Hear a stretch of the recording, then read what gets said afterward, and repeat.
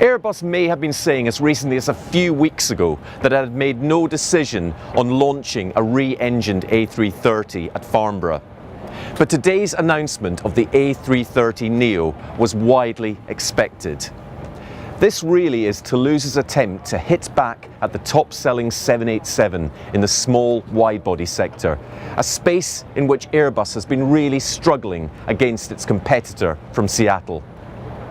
In a sense, it's back to the future for Airbus. The A330neo is very similar to the original A350 concept, abandoned in 2006 when Airbus launched the larger A350 XWB. The aircraft will be powered by a version of the Rolls-Royce Trent 1000, the Trent 7000, and is planned to enter service at the end of 2017. At a press conference at Farnborough on Monday, Airbus's top salesman John Leahy was keen to point out what is new about the Neo and how it will compare against its key rival, the 787. So if you compare the market today, you take the A330neo up against the 787, and what do we have? We have equal or slightly higher seating capacity, and we'll go out and draw that to any airline layout, probably about 6 to 10 more seats than they've got.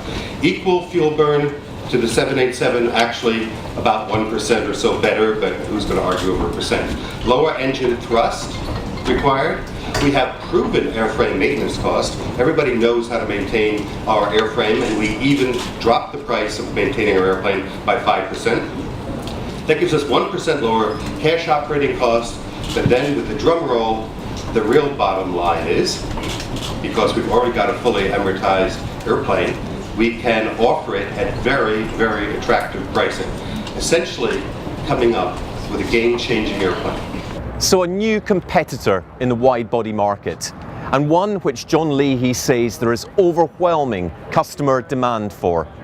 But not all are understandably so convinced.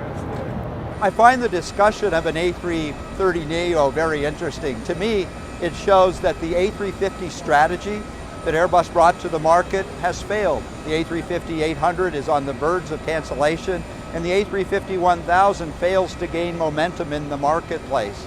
Their response is to bring an airplane that they actually canceled 10 years ago, a re-engined A330.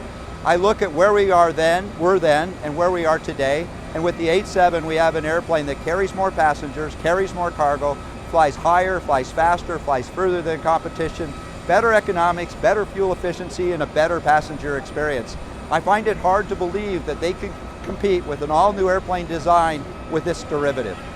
The orders for the A330neo have already started to come in, and the next few years will prove just how successful Airbus's gamble will be. This is Murdo Morrison for Flight Global at Farnborough.